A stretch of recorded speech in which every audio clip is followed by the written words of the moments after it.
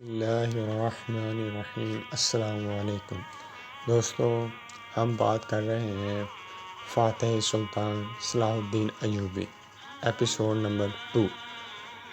پھر وہی ہوا جس کی پیش گوئی لوکس نے اپنی موت سے پہلے کی تھی۔ اب اسلامی لشکر عیسائی سلطنت کی طرف پیش قدمی کر رہے تھے۔ پھر کچھ دن بعد ہی امیر الامت حضرت ابو عبیدہ بن جراح رضی اللہ تعالیٰ عنہ کی قیادت میں اسلامی فوج نے دمشق، اردن اور حمص پر قبضہ کر لیا۔ یہ تمام عیسائی علاقے کیسر روم کی حدود سلطنت میں شامل تھے۔ حضرت ابو عبیدہ رضی اللہ تعالیٰ عنہ نے جزیہ لے کر تمام عیسائیوں کو مکمل ایمان بخشی اور برابری کے حقوق ادا کیے۔ نہ کسی عورت کی آبرو ریزی کی گئی، نہ کسی بوڑھے اور بچے کو قتل کیا گیا اور نہ ان کے مکانوں کو آگ لگائی گئی۔ مسلمانوں کے اس طرز عمل کو دیکھ کر عیسائی عورتیں اور مرد آپس میں گفتگو کیا کرتے تھے، یہ کیسے فاتح ہیں کہ جنہوں نے ہماری عزت و آبرو کو خاک نہیں کیا؟ یہ کیسے مسلمان ہیں؟ ہمیں سامان و رسوائی کے ساتھ بازاروں میں نہیں پھرایا اور ہمارے مال و متاع کی طرف دیکھنا تک گوار نہیں کیا۔ زندگی کی یہ رعایتیں، یہ امن و سلامتی، یہ عدل و انصاف اور یہ مساوات تو ہمیں ہرقل اعظم کیسر روم نے بھی نہیں بخشا تھا۔ دمشق، اردن اور حمص کی فتوحات نے رومی عیسائیوں کو بدحواس کر دیا تھا۔ پھر مقامی باشندوں کی ایک بڑی جماعت کیسر روم کے دربار میں اس طرح داخل ہوئی کہ ان کے بال بکھرے ہوئے تھے اور گریباں چاک تھے۔ وہ سب کے سب سر سے پاؤں تک درد کی تصویر بنے ہوئے تھے۔ کیسر روم نے ان شکستہ حال لوگوں کی طرف بڑی حیرت سے دیکھا اور پھر انتہائی نرم لہجے میں پوچھا، اے یسوع مسیح کے ماننے والو، آخر تم پر کیا افتاد پڑی ہے؟ دمشق اور اردن کے عیسائیوں نے رو رو کر کہا، اے ہرقل اعظم، اے عیسائیت کے نگہبان، ہم پر افتاد نہیں پڑی بلکہ قیامت ٹوٹی ہے۔ ہماری فریاد سن اور ہمارے دکھوں کو امداد کر۔ فریادوں کی یہ دریا ورزی دیکھ کر کیسر روم کے چہرے کا رنگ بدل گیا اور اس نے انتہائی تند و تیز لہجے میں فریادوں سے پوچھا، وہ کون ہے جس نے تم پر قیامت توڑی ہے؟ میں اسے عبرتناک سزا دوں گا اور تمہارے تمام دکھوں کا ازالہ کروں گا۔ وہ عرب کے مسلمان ہیں جنہوں نے ہماری زمینوں پر قبضہ کر لیا ہے اور ہمارے گھروں کو آگ لگا دی ہے۔ ایک فریادی نے زار و قطار روتے ہوئے کہا، بوڑھے اور بچے قتل کیے جا رہے ہیں۔ دوسرے فریادی نے ہچکیوں سے روتے ہوئے دنیا کا سب سے بڑا جھوٹ بولا، اے ہمارے بادشاہ، سلیب کی بیٹیاں بے ایماں ہیں، وہ مسلمانوں کی ہوس کا نشانہ بن رہی ہیں۔ فریادی نے عیسائیوں کی بربادی کا نقشہ کچھ اس طرح کھینچا کہ کیسر روم غضبناک ہو کر اپنے تخت پر کھڑا ہو گیا اور قہر آلود لہجے میں بولا، میں نے سلیب کے بندوں کی فریاد سن لی۔ تم سے میرا وعدہ ہے کہ اس وقت تک چین سے نہیں بیٹھوں گا جب تک تمہیں تمہاری زمینیں واپس نہیں مل جائیں گی۔ آج سے تم انطاکیہ میں ہمارے مہمان خاص ہو۔ اس وقت انطاکیہ کیسر روم کا دارالحکومت تھا۔ فریادی خوشی خوشی دربار سے چلے گئے۔ مسلمانوں کے سلسلے میں ان کا مکارانہ چال کامیاب ہو گئی تھی۔ کیسر روم رات بھر سکون سے نہیں سو سکا۔ بار بار اس کی آنکھ کھل جاتی تھی اور نظروں کے سامنے وزیر سلطنت لوکس کا چہرہ ابھر آتا تھا۔ تم سچ کہتے تھے لوکس کہ مسلمانوں کی یلغار ایران کی حدود تک نہیں ٹھہرے گی۔ کیسر روم بڑے حسرت زدہ لہجے میں اپنے مرحوم سیاسی مشیر کو غائبانہ مخاطب کر کے کہتا، کاش تم زندہ ہوتے اور مشورہ دیتے کہ ایسی نازک صورتحال میں مجھے کیا حکمت عملی اختیار کرنی چاہیے۔ غرض اسی کشمکش میں پوری رات گزر گئی۔ پھر صبح ہوتے ہی کیسر روم نے ایک خفیہ اجلاس طلب کر لیا۔ اس اجلاس میں مائدین سلطنت کے ساتھ شہر کے معزز اور دانشمند افراد بھی شریک تھے۔ جب سب لوگ جمع ہو گئے تو کیسر روم نے حاضرین کو مخاطب کرتے ہوئے کہا، عیسائی اپنی تعداد میں عربوں سے کہیں زیادہ ہیں، ان کے ہتھیار پرانے اور جنگی وسائل بھی تم سے کہیں کم ہیں، دیگر ساز و سامان بھی تم لوگ مسلمانوں پر فوقیت رکھتے ہو، مگر جب میدان جنگ میں ان کے مقابلے صف آرا ہوتے ہو تو شکست کھا جاتے ہو، آخر اس کی کیا وجہ ہے؟ کیسر روم کے چہرے سے شدید ناگواری کا رنگ جھلک رہا تھا۔ ہرقل اعظم کا سوال سن کر سب نے سر جھکا لیا۔ حاضرین میں انطاکیہ کا سب سے بڑا پادری شہرام بھی شامل تھا۔ اس کی گردن بھی جھکی ہوئی تھی اور وہ بھی ہرقل اعظم سے نظریں چرا رہا تھا۔ کیسر روم نے پادری شہرام کی اس کیفیت کا اندازہ کر لیا اور پھر بلند آواز میں اسے مخاطب کرتے ہوئے بولا، عیسائیوں کے عظیم مذہبی بیشو، آپ خاموش کیوں ہیں؟ دمشق، اردن اور حمص کے محاذوں پر سلیب ہماری مدد کو کیوں نہیں آئی؟ اس لیے اپنے نام لیواؤں کو بے یار و مددگار کیوں چھوڑ دیا؟ پادری شہرام نے اپنے شہنشاہ کی طرف دیکھا اور بجھے ہوئے لہجے میں بولا، ہرقل اعظم، کبھی کبھی سچے اور ایماندار لوگوں کو بھی شکست ہو جاتی ہے۔ خداوند خدا اپنے کاموں کو خود ہی جانتا ہے۔ محترم پیشوا، آپ کے اس جواب سے نہ میرا دل مطمئن ہوا اور نہ دماغ۔ کہیں کوئی نہ کوئی خرابی ضرور موجود ہے جس پر مصلحت اور خاموشی کا پردہ ڈالا جا رہا ہے۔ کیسر روم کی بات سن کر حاضرین کی گردنوں کا خم کچھ اور نمایاں ہو گیا۔ کچھ دیر تک دربار کی فضا پر گہرا سناٹا طاری رہا۔ پھر ایک شخص اپنی نشست پر کھڑا ہوا۔ یہ انطاکیہ کا ایک معزز اور نیک نام عیسائی ایمن تھا۔ اس نے وقار لہجے میں کیسر روم کو مخاطب کرتے ہوئے کہا، آپ نے سچ فرمایا کہ ہم میں کہیں نہ کہیں کوئی خرابی موجود ہے جس کی وجہ سے یہ ذلت اور شکست ہمارا مقدر بنی ہے۔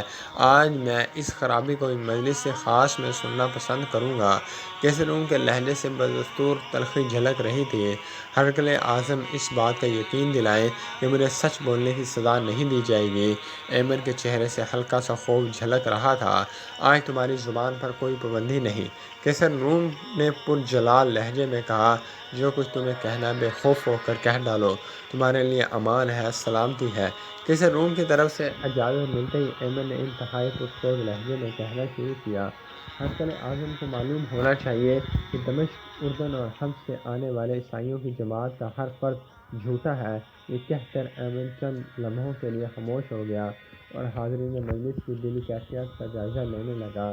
اس خفیہ اجلاس میں موجود ہر فرد کے چہرے پر ایمن کے لیے نفرت کا رنگ جھلک رہا تھا، مگر کیسر روم کے چہرے پر غیر معمولی سنجیدگی طاری تھی۔ اس نے بڑے تحمل کے ساتھ اپنا دایاں ہاتھ بلند کرتے ہوئے کہا، ایمن، تم اپنا بیان جاری رکھو۔ دمشق اور اردن میں میرے بھی کچھ قریبی عزیز اور دوست رہتے ہیں۔ ان میں خوبصورت جوان عورتیں اور نوخی دوشیزہ بھی شامل ہیں۔ 2 ہفتے پہلے ہی میرا ایک دوست انطاکیہ آیا تھا۔ اس نے مقدس باپ اور بیٹے کی قسم کھا کر بتایا کہ ان علاقوں میں تمام عیسائیوں کی جان و مال و عزت و آبرو مکمل طور پر محفوظ ہے۔ ایک بار پھر حاضرین مجلس کے چہروں کے رنگ بگڑ گئے۔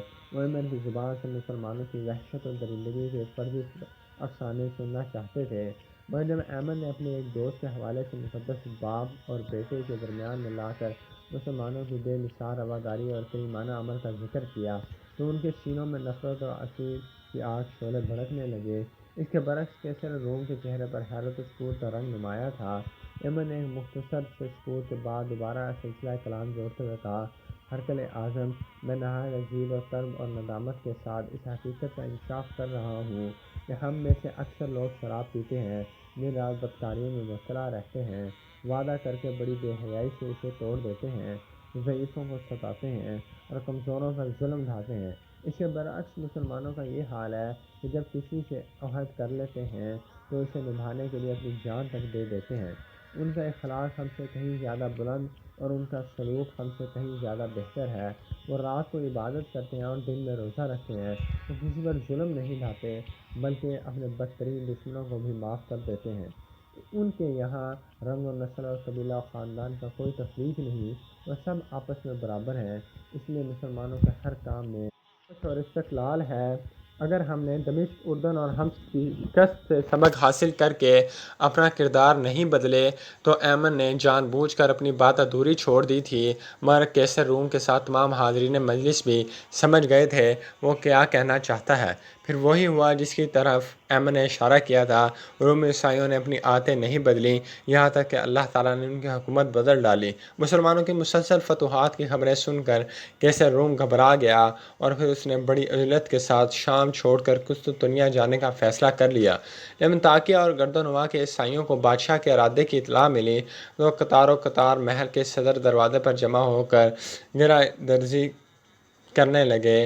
یہ منظر دیکھ کر کیسر روم کی مذہبی غیرت نے جوش مارا اور پھر اس نے مسلمانوں سے مقابلے کا اعلان کر دیا۔ یہ برق رفتار قاصد ان علاقوں کی طرف روانہ ہو گئے جو کیسر روم کی زیر نگرانی تھے۔ ہرقل اعظم نے تمام عیسائی حکومتوں کے نام ایک ہی فرمان جاری کیا، عیسائیوں کو مسلمانوں سے شدید خطرہ لاحق ہے، صلیب تمہاری پکار رہی ہے۔ کیسر کے اس فرمان نے عیسائیوں کے مذہبی جذبات میں آگ لگا دی۔ وہ طوفان اور برق بار کی طرح انطاکیہ پہنچ گئے۔ رومیوں کی پرجوش جنگی تیاریاں دیکھ کر لشکر اسلام کے سالار حضرت ابو عبیدہ رضی اللہ تعالیٰ عنہ نے اپنے تمام فوجی افسروں کو طلب کر کے ان سے مشورہ کیا کہ اس صورتحال میں کیا حکمت عملی اختیار کی جائے۔ ہر افسر نے اپنے ذہن کی رسائی کے مطابق مختلف رائے پیش کی۔ بالآخر طویل بحث و تمہیز کے بعد امور جنگ کے سارے ماہرین اس بات پر متفق ہو گئے کہ مختلف محاذوں پر تعینات مسلمان سپاہیوں کو ایک مقام پر جمع کر لیا جائے۔ نتیجتاً تمام مجاہدین اسلام دمشق میں یکجا ہوئے۔ اس کے بعد حضرت ابو عبیدہ رضی اللہ تعالیٰ عنہ نے مقبوضہ علاقوں کے عیسائی مردوں کو ایک طویل و عریض میدان میں جمع کر کے ان سے مختصر خطاب کیا: ہمیں افسوس ہے کہ ہم اپنی بے پناہ مصروفیات کے باعث تم لوگوں کی حفاظت کی ذمہ داری نہیں لے سکتے، اس لیے جزیہ حفاظتی ٹیکس کی ساری رقم واپس کی جاتی ہے۔ حضرت ابو عبیدہ رضی اللہ تعالیٰ عنہ کی تقریر سن کر تمام عیسائی رونے لگے۔ پھر جب لشکر اسلام دمشق چھوڑ کر اردن کی طرف جانے لگا تو سارے عیسائی اشک بار آنکھوں کے ساتھ یہ دعا کر رہے تھے: خداوند خدا تمہاری حفاظت کے ساتھ تمہیں واپس لائے کہ تم اس زمین پر بسنے والوں کے لیے امن و سلامتی کا سائبان ہو۔ حضرت ابو عبیدہ رضی اللہ تعالیٰ عنہ نے اردن پہنچ کر رومیوں کا مقابلہ کرنے کے لیے یرموک کا میدان منتخب کیا۔ یرموک کے قریب ہی ایک مقام درالحیل ہے، یہاں رومی فوجی جمع ہو رہے تھے۔ ان کی تعداد 2 لاکھ سے زیادہ تھی۔ اس کے برعکس مسلمان سپاہیوں کی تعداد 20 اور 30,000 کے درمیان تھی۔ پہلا معرکہ رجب 15 ہجری میں ہوا، جس میں مسلمانوں کا پلہ بھاری رہا۔ رومیوں نے کچھ دنوں کے لیے جنگ روک دی اور مصالحت کی پیشکش کی۔ حضرت ابو عبیدہ رضی اللہ تعالیٰ عنہ نے سیف اللہ حضرت خالد بن ولید رضی اللہ تعالیٰ عنہ کو سفیر بنا کر کیسر روم کے پاس بھیجا، مگر یہ سفارت ناکام رہی۔ رومی دوبارہ میدان جنگ میں نمودار ہوئے۔ اب کی بار ان کا جوش و خروش وحشت کی حدوں کو چھو رہا تھا۔ عیسائیوں کے مقدس راہب جنہوں نے برسوں سے آسمان نہیں دیکھا تھا، وہ اپنی عبادت گاہوں سے نکل کر عام سپاہیوں میں شامل ہو گئے تھے۔ کچھ پادریوں پر جنونی کیفیت طاری تھی، وہ ہاتھوں میں صلیبیں اٹھائے عیسائی لشکر کے آگے آگے تھے اور چیخ چیخ کر اپنے ہم قوموں کی ہمت بنا رہے تھے: آگے بڑھو اور صفحہ ہستی سے مسلمانوں کا نام و نشان تک مٹا ڈالو۔ آج دنیا کی کوئی طاقت تمہارے مقابل نہیں ٹھہر سکتی، اس لیے کہ تمہیں حضرت یسوع مسیح کی تائید حاصل ہے۔ 3,000 رومی سپاہیوں نے اپنے پیروں میں بیڑیاں پہن رکھی تھیں تاکہ میدان جنگ سے فرار ہونے کا خیال بھی ان کے دل میں نہ آئے۔ رومیوں کے یہ تیور اور انداز دیکھ کر حضرت خالد بن ولید رضی اللہ تعالیٰ عنہ نے نئے سرے سے اسلامی فوج کو تربیت دیا اور مجاہدین کو 36 حصوں میں تقسیم کر دیا۔ پھر ایسی خون ریز جنگ ہوئی کہ یرموک کا میدان انسانی لاشوں سے پٹ گیا۔ اس معرکہ آرائی میں 1 لاکھ کے قریب رومی سپاہی قتل ہوئے اور 3,000 اہل ایمان نے جام شہادت نوش کیا۔ جب کیسر روم کو اس عبرتناک شکست کی خبر ملی تو شدت غم سے اس کا سرخ و سفید چہرہ دھواں ہو گیا۔ پھر وہ انتہائی حسرت و یاس کے عالم میں سینہ کوبی کرتا ہوا شام سے قسطنطنیہ چلا گیا۔ حضرت ابو عبیدہ رضی اللہ تعالیٰ عنہ کا بھیجا ہوا قاصد فتح عظیم کا مسودہ لے کر برق رفتاری کے ساتھ مدینہ منورہ کی طرف بڑھ رہا تھا۔ امیر المومنین حضرت عمر فاروق رضی اللہ تعالیٰ عنہ جنگ قادسیہ کی طرح جنگ یرموک کا نتیجہ جاننے کے لیے کئی راتوں سے جاگ رہے تھے۔ پھر جب قاصد نے لشکر اسلام کی سربلندی اور سرخرو کی خبر دی تو حضرت عمر فاروق رضی اللہ تعالیٰ عنہ مضطرب ہو کر خلافت سے اتر کر سجدے میں چلے گئے۔ معبود حقیقی کا شکر ادا کرنے کے بعد جب حضرت عمر رضی اللہ تعالیٰ عنہ کھڑے ہوئے تو آپ کی آنکھوں سے آنسو رواں تھے اور زبان مبارک پر یہ مقدس کلمات جاری تھے: سبحان اللہ والحمد للہ ولا الہ الا اللہ واللہ اکبر۔ ایران کے بعد دوسری جنگ عظیم طاقت روم کا غرور بھی خاک میں مل گیا تھا۔ حضرت عمر فاروق رضی اللہ تعالیٰ عنہ نے چین کی جنگی مہم حضرت عمرو بن عاص رضی اللہ تعالیٰ عنہ کے سپرد کی تھی، مگر درمیان میں جنگ یرموک چھڑ جانے سے وہ مہم ادھوری رہ گئی تھی۔ کیسر روم کے اقتدار کا خاتمہ ہوتے ہی حضرت عمرو بن عاص رضی اللہ تعالیٰ عنہ نے آگے بڑھ کے بیت المقدس کا محاصرہ کر لیا۔ عیسائی قلعہ بند ہو کر مقابلہ کرتے رہے۔ اس دوران میں حضرت ابو عبیدہ رضی اللہ تعالیٰ عنہ بھی اپنے لشکر کے ساتھ بیت المقدس میں پہنچ گئے۔ عیسائیوں نے کچھ دنوں تک مدافعت کی، مگر ان کی عسکری قوت بکھر چکی تھی، اس لیے مسلمانوں سے صلح پر آمادہ ہو گئے۔ مگر اس کے ساتھ یہ شرط بھی رکھ دی کہ خود امیر المومنین حضرت عمر فاروق رضی اللہ تعالیٰ عنہ یہاں آ کر صلح کا معاہدہ تحریر کریں۔ یہ بڑی عجیب شرط تھی، مگر حضرت عبیدہ رضی اللہ تعالیٰ عنہ نے فوراً قاصد کو ایک خط دے کر مدینہ منورہ کی طرف روانہ کیا۔ خط میں یہ عبارت درج تھی: اگر امیر المومنین بنفس نفیس یہاں تشریف لے آئیں تو بیت المقدس جنگ و جدل اور خون ریزی کے بغیر مسلمانوں کے قبضے میں آ سکتا ہے۔ حضرت عمر فاروق رضی اللہ تعالیٰ عنہ نے حضرت ابو عبیدہ رضی اللہ تعالیٰ عنہ کا خط پڑھا۔ حضرت عثمان غنی رضی اللہ تعالیٰ عنہ اور حضرت علی رضی اللہ تعالیٰ عنہ سے مشورہ کر کے بلا تاخیر فلسطین کے سفر پر روانہ ہو گئے۔ آسمان کی آنکھ نے ایسا منظر نہ پہلے کبھی دیکھا تھا اور نہ آئندہ کبھی دیکھے گی۔ حضرت عمر فاروق رضی اللہ تعالیٰ عنہ اس حالت میں مدینہ منورہ سے روانہ ہوئے کہ ستوؤں کا ایک تھیلا، ایک اونٹ، ایک غلام اور ایک لکڑی کا پیالہ آپ کا سامان سفر تھا۔ نہ چھتر شاہی، نہ فوج کثیر، نہ طبل علم اور نہ محافظ و نقیب۔ کیسر و کسریٰ کے تاج جس کے قدموں کا غبار بن چکے تھے، اس عظیم فاتح کا سفر تھا۔ کبھی غلام اونٹ کی مہار پکڑ کر چلتا اور حضرت عمر فاروق رضی اللہ تعالیٰ عنہ اونٹ کی پشت پر سوار ہوتے، اور کبھی غلام اونٹ پر سوار ہوتا اور حضرت عمر فاروق رضی اللہ تعالیٰ عنہ اونٹ کی مہار پکڑ کر آگے چلتے۔ یہ 18 ہجری رجب کا مہینہ تھا۔ جابیہ کے مقام پر اسلامی فوج کے اعلیٰ افسروں نے حضرت عمر فاروق رضی اللہ تعالیٰ عنہ کا استقبال کیا۔ اس وقت یہ فوجی افسر ایران کے قیمتی ریشمی کپڑوں کے قبائی پہنے ہوئے تھے۔ انہیں دیکھ کر حضرت عمر فاروق رضی اللہ تعالیٰ عنہ غضبناک ہو گئے۔ تم لوگوں نے اتنی جلدی اسلامی سادگی کو چھوڑ کر عجیبوں کی عادتیں اختیار کر لیں۔ فوجی افسران نے ریشمی قبائیوں کے دامن اٹھا کر دکھائے جن کے نیچے جنگی ہتھیار موجود تھے۔ حضرت عمر فاروق رضی اللہ تعالیٰ عنہ خاموش ہو گئے۔ بیت المقدس کے عیسائی رئیس بھی جابیہ بھی پہنچ گئے۔ پھر اسی مقام پر وہ تاریخ ساز معاہدہ تحریر کیا گیا جس کی تفصیلات حسب ذیل ہیں۔ یہ وہ امان ہے جو اللہ کے غلام امیر المومنین عمر رضی اللہ تعالیٰ عنہ نے ایلیا کے لوگوں کو دی۔ یہ امان ان کی جان، مال، گرجا صلیب، تندرست، بیمار اور ان کے تمام مذہب والوں کے لیے ہے۔ ان کے گرجاؤں میں نہ سکونت اختیار کی جائے گی اور نہ وہ ڈھائے جائیں گے، یہاں تک کہ ان کے ہاتھیں اور چار دیواروں میں محفوظ رہیں گی۔ نہ ان کی صلیبوں کو نقصان پہنچایا جائے گا اور نہ ان کے مال میں کچھ کمی کی جائے گی۔ مذہب کے بارے میں ان پر کوئی جبر نہیں کیا جائے گا۔ واضح رہے کہ ایلیا میں ان لوگوں کے ساتھ یہودی رہنے نہیں پائیں گے۔ ایلیا والوں پر فرض ہے کہ وہ دوسرے شہروں کی طرح جزیہ ادا کریں اور یونانیوں کو اپنے علاقے سے نکال دیں۔